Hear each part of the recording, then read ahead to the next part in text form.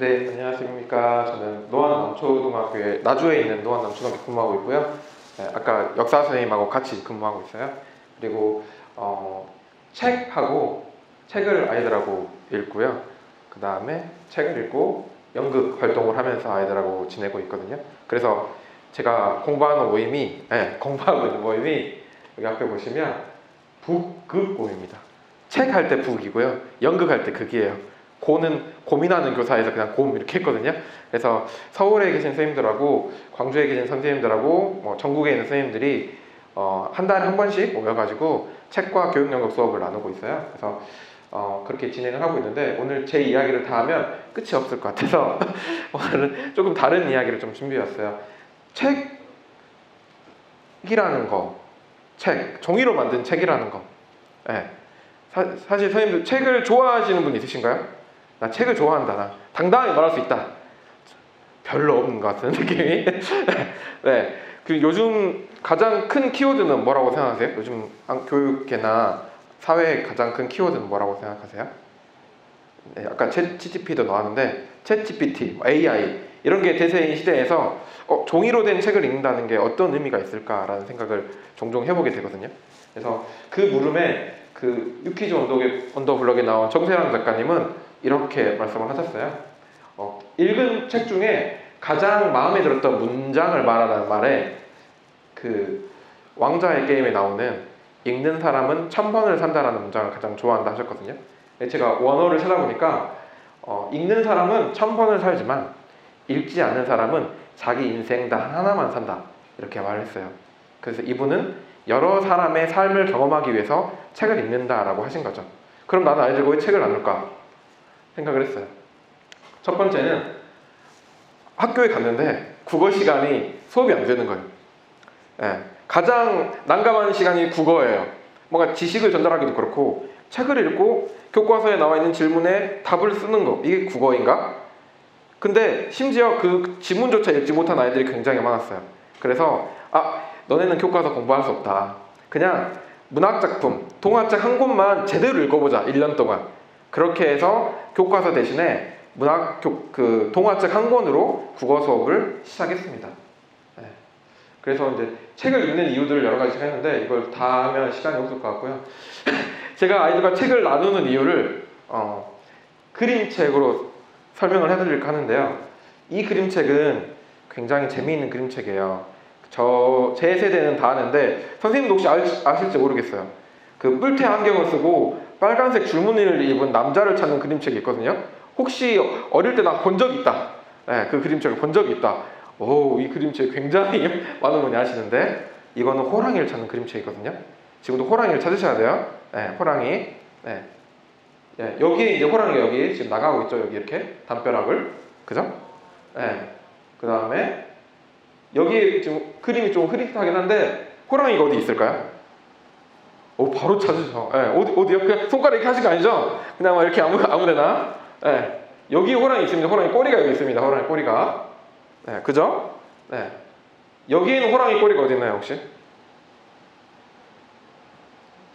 막 올렸다가 막 하시는데. 그냥 알려드릴게요. 여기 있으면 화분 안에 숨어 있습니다. 꼬리가. 보이세요?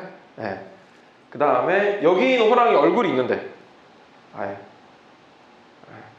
호랑이 얼굴. 상품을 걸었으면 10초가 더 앞당겨졌을 텐데. 여기 호랑이 얼굴이 있습니다. 여기 호랑이 얼굴이. 여기 호랑이 얼굴이 있습니다. 여기에도 호랑이가 있는데요. 제 시간이 많이 없어서 책상 위에 손이 올라가 있거든요. 여기 모자를 가져가는 호랑이 손이 보이세요? 여기 이제 마지막 호랑이가 이렇게 동물원에 들어가는 모습이 있습니다. 근데 이 책은 아주 독특한 책인 게요. 이 책을 호랑이를 다 찾고 나면 끝나는 게 아니라 한 이틀 정도는 이 책을 봐야 돼요. 왜냐면 저희 돋보기로 그림책 보는 거 좋아하거든요. 왜냐면 돋보기로 보면 제가 이렇게 본 것처럼 이 부분만 자세히 볼 수가 있어요. 근데 보시면 아까 봤던 장면들이잖아요. 이 그림책에는 여기 나와 있는 사람들의 숫자만큼 이야기가 있습니다. 그래서 책을 다 읽고 나면 호랑이를 다 찾고 나면 이번에는 이 남자만 보면서 책을 읽어볼까? 그 다음에는 이 여자만 보고 책을 읽어볼까? 이렇게 할 수 있어요. 그래서 보시면 이 여자 파란색 머리 여자를 한번 볼까요? 우리 아까 봤던 그림이거든요. 이 여자분은 환승연애를 합니다. 네, 네, 연애하는 사람이 바뀌어요. 아까 분명 봤는데 여기 개를 끌고 있는 남자를 여기서 만나고 있죠. 그죠? 그 다음 장면에서 보시면 네, 여기 파란색 머리 여자가 다른 남자를 보고 있어요. 그죠? 시선이 바뀌었어요. 네. 그 다음 여기에 보면 아까 개를 끌고 있던 남자가 실연에 빠진 모습이 보이시죠?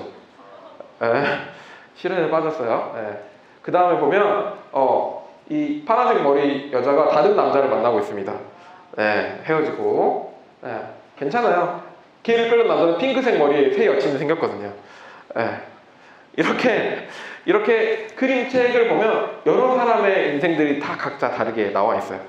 그래서 눈치를 못 채는 사람들을 위해서 뒤에 정답지도 있어요. 이 사람이 이렇게 됐다. 이 사람은 이렇게 됐다. 이런 이야기들이 있다. 이 그림책이 주는 메시지는 뭐냐면요. 우리가 지나다니는 사람들, 만나는 사람들마다 다 각자의 이야기가 있다는 거예요. 네.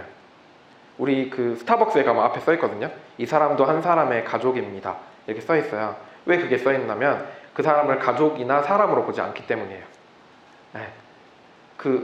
지금 현재 일어나는 교권 운동도 저는 비슷하다고 생각하거든요.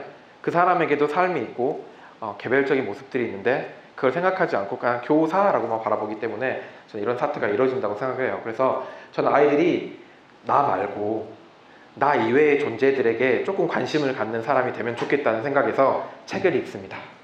작품 속에 있는 인물에게 공감을 해보고 여러 인물의 생각들을 비교해보면서 나 이외의 다른 존재의 생각을 한번 들여다보는 것, 그게 제가 아이들하고 책을 읽는 이유거든요. 그래서 저는 교과서에 들어간 토막글이 아니라 동화책, 그림책 한 권을 온전히 읽는 수업을 진행을 하고 있어요.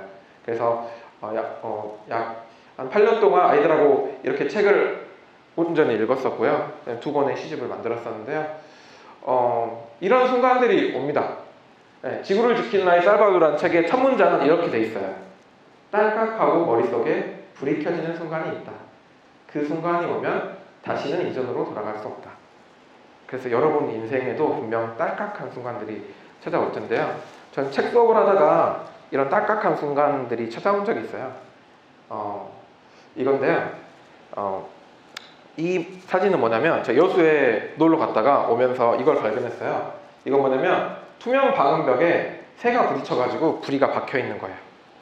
네. 근데 이런 말은 들었거든요. 새가 투명한 유리창을 보지 못하고 팍 부딪혀서 죽는다는 얘기는 들었는데 그냥 왔어요. 왜냐면 우리 동네가 아니니까요. 근데 제가 출퇴근을 하는 길에 이 방음벽이 생기는 거예요. 이 방음벽이 생겼는데 갈 때마다 여기에 새들이 죽어 있는 거예요. 이렇게. 네, 여기 지나갈 때마다. 그래서 이걸 아이들하고 어떻게 좀 이야기를 좀 해봐야겠다. 근데 그냥 나누기 어려우니까 뭐로 했냐면 동화책으로 했습니다. 네, 새들이 숲속에 생긴 유리창 카페에 부딪혀 죽는 내용의 동화책. 그래서 이걸 읽으면서 아이들하고 새에 대한 공부를 했어요. 갑자기 독서 수업인데 새로 넘어갔죠. 제가 유새형인데 학교에서는 이 날아다니는 새 때문에 유새형 아니냐고 이렇게 놀림을 받거든요.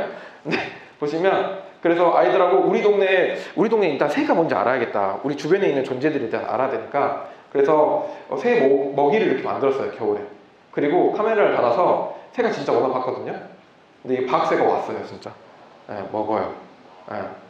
그 다음에 직박꿀이라는 애는 굉장히 호기심이 많아서 카메라를 쪼아봅니다. 이렇게. 그래서 야생동물이나 이런 생물들이 멀리 있는 게 아니다. 우리 학교 안에 있다 해가지고 아이들하고 이제 관찰했는데 여기 있는 새들이 저희 학교 주변에서 볼 수 있는 새들이에요. 굉장히 가까이 있습니다. 문제를 하나 낼게요. 이 울음소리는 어느 새 소리인지 혹시 아시는 분 있으실까요? 갑자기 새 강의가 됐는데 이 새는 많이 들어보셨죠? 근데 이런 소리를 박새라는 새입니다. 굉장히 흔한 새예요.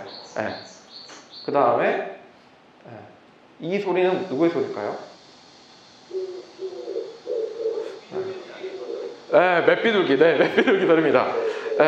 이렇게 생긴 애가 맷비둘기예요. 산에 있어요. 그래서 이 울음소리 굉장히 많이 들려요.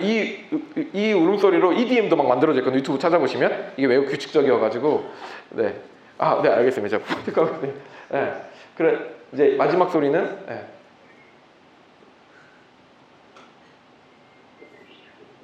네. 네. 이 소리는 성휘파람새라는 소리입니다. 한 번씩 들어보셨을 것 같아요. 그래서 이렇게 이건 이제 뱁새라고 부르는 붉은 머리 오목눈이고요. 네. 근데 네. 근데 우리는 유리를 볼 수 있을까 보시면 우리도 인간도 이렇게 보지 못하고 부딪히는 경우가 굉장히 많죠. 네. 이렇게 굉장히 많고요. 그래서 인간들을 위해서는 이렇게 붙여놓죠. 보이라고. 네. 이렇게 얘는 여기가 있는 줄 아는데 없고요. 근데 맹금류 스티커는 효과가 없어요. 여기 보시면 맹금류 스티커 있는데도 죽고 있잖아요. 그래서 이렇게 죽는 새들이 하루에 3만 마리입니다. 우리나라에 3만 마리는 우리가 하루에 눈을 3만 번 깜빡이거든요. 네, 그래서 우리가 한 번 깜빡일 때마다 한 마리씩 죽는다고 생각하시면 돼요. 그래서 아이들하고 책을 읽으면서 동화책에 나와 있는 인물, 이 새에 대해서 공부를 하고요. 이렇게 새로 알게 된 새를 배우고 도감으로 그리고 이렇게 새집도 만들고 새에 대해서 공부를 했어요. 그리고 직접 나가서 조사를 했습니다. 이 투명바우버에 부딪혀 죽는 새들을 조사해서 기록하는 것만으로도 큰 도움이 되거든요. 왜냐면 환경부에 피해가 입고 있다는 걸 증명할 수 있으니까요. 그래서 아이들하고 죽은 새들을 가져와서 추모도 하고요. 이렇게 네이처링이라는 어플에 등록을 해서 하는데요. 이게 아이들이 수집한 새 시체거든요. 그러면 새들이 어떻게 어디에서 죽는지 보실 수가 있죠. 이제 2분만 하고 끝내겠습니다. 그래서 아이들하고 이렇게 새들의 죽음을 막는 프로젝트를 진행을 했거든요. 그래서 아이들하고 직접 프로젝트를 진행을 해가지고요. 이제 아이들하고 이걸 막으려면 가로 10cm, 세로 5cm 간격으로 스티커를 붙여야 돼요. 그래서 아이들하고 이 작업을 진행했었고, 이 수업이 끝난 다음에 아이들에게 너네가 어떤 것들을 느끼게 되는지를 물어봤을 때 굉장히 답이 되게 기뻤어요. 어떤 대답이 있었냐면 방음벽을 볼 때마다 땅을 보게 된다. 왜냐면 시체가 있을까봐. 투명한 게 보이면 제가 또 여기에 부딪혀 죽겠지라는 생각이 조금씩 든다라고 이야기를 했습니다. 그리고 이제 그 국어 시간에 비문학 수업도 직접 칼럼을 뽑아서 칼럼을 가지고 아이들이 분석해서 민원글을 썼고요. 이렇게 진행을 했습니다. 그 결과 졸업한 애들이 선생님 잘 지내세요 안부가 아니라 새 사진만 보내요. 유쌤 새 발견했습니다. 이런 효과가 나타나서 아이들하고 올해도 여전히 죽은 새를 보고 다니는 작업들을 하고 있고요. 지금은 아이들하고 나주시에 조례가 없어요. 이 건물을 지을 때 새들이 충돌하지 않도록 점을 넣는 조례안을 만드는 일을 하고 있습니다. 그래서 이제 정리를 하려고 하는데요. 리얼마레라는 책을 쓰신 황지영 작가님께서 이 작품을 자기는 동화 작가니까 글을 썼을 거 아니에요. 그림은 다른 분이 그리시고. 근데 이 책을 완성된 책을 받았을 때 머리를 한 대 딱 맞은 것 같았대요. 왜냐면 마지막 그림이 이렇게 돼 있었기 때문이에요. 자기는 이렇게 세 명이 다투고 화해하는 내용을 글로 썼는데 그림 작가님은 동화책에 나오지 않은 이런 아이나 이런 아이를 그려놨다는 거예요. 그래서 뭐냐면 자기의 머릿속에는 이런 아이들밖에 없는데 이 책을 읽는 아이들 중에는 다리가 불편하거나 얼굴색이 좀 다른 아이들도 볼 수 있다는 걸 알려주신 건 아닐까라는 생각이 들었어요. 그래서 아까 처음으로 돌아가서 책을 나누는 이유도 생태 수업을 나누는 이유도 다 똑같습니다. 내 주변에 있는 작은 존재들의 목소리에 귀를 기울이는 걸 좀 알아보는 것. 그래서 아이들이 아름다움이 연예에 있는 게 있는 게 아니라 아름다움을 발견할 수 있는 존재가 바로 나이고 또 우리라는 것을 알고 느끼며 살고 싶다라는 생각으로 아이들과 책 수업을 나누고 새를 쫓아다니고 있습니다. 여기서 제 발표는 마치겠습니다. 감사합니다.